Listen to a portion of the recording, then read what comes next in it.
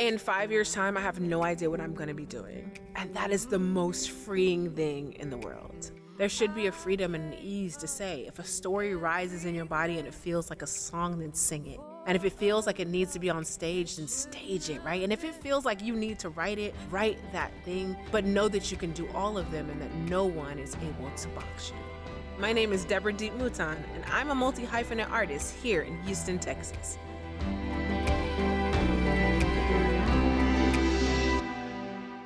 The clacking of ABC barrettes with multicolored beads punctuate our laughter. We're taking turns. My stage name D.E.E.P started back when I was in the 8th grade, starting Poetry Slam. I vainly wanted something that the audience could chant because I want them to say I'm deep, right? I'm profound. I have all this wisdom, as much wisdom as an 8th grader can have.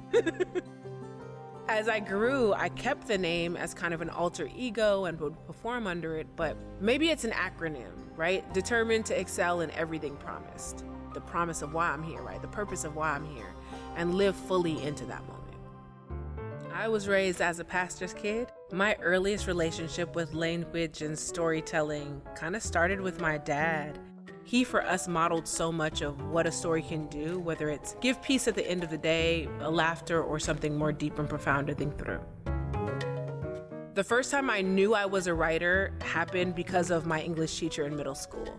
I had written this poem that was supposed to be in the voice of someone from Shakespeare, and I remember my teacher pulling me to the side and saying, "You're a writer."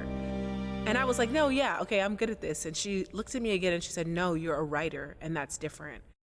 And from there, I started publishing my work and really pushing me to chase what it was to be in charge of storytelling. By the time I got to college, I really was figuring out that I wanted to be a writer and that it was more than just a hobby that I journaled to get through the day. So I started to do an independent study and working with a professor at the University of Michigan to just take some of the poems I had already been reciting at open mics and turn it into an actual book.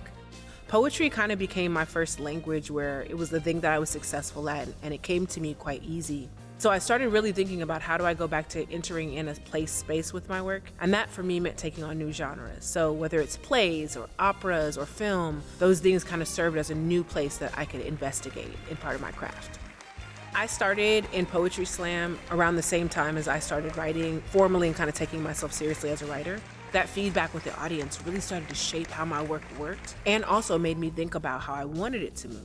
Do I want the audience to laugh? Do I want them to cry? And then I knew I have an in. I have something that I can do that other people have a hard time doing, which is empathizing with people and giving them a voice in a way where it resonates. Having that kind of superpower for me meant that I had to use it well. And I've used it across my whole career to think about issues that are prevalent to communities that I work with, or just ones that I feel like should be amplified, and figure out how to make my work do that work as well.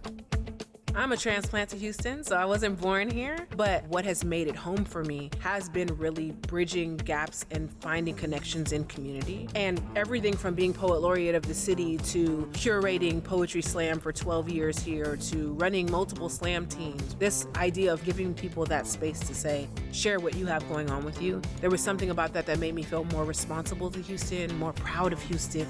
I was coming out of the pandemic and figuring all of those things out when I was approached by Houston Grand Opera to write my first opera. I created Marian's song, which was part spoken word, part opera. I had someone tell me, I've been in opera for 20 years and I've never been in an opera where another person like me is on stage at the same time as me. And there was a real big responsibility there to say, well, then if I have the option of writing something that puts multiple people on stage with common bonds and with familiarity and with storytelling, I want to do that work. I'm currently working on a project called the Call Me Mother Experience, which is actually centered on a poem I wrote after losing one of my children. It starts to look at Black maternal health. Harris County is now named the worst place for Black people to have a child in the nation. So if we're gonna start change, it has to be here. That work really is about creating art, but also creating opportunities to use that art and start meaningful dialogue. I want my legacy in Houston to be that absolutely anything is possible if you want to do it. The door should be open for you to do it. And more specifically, that your story matters.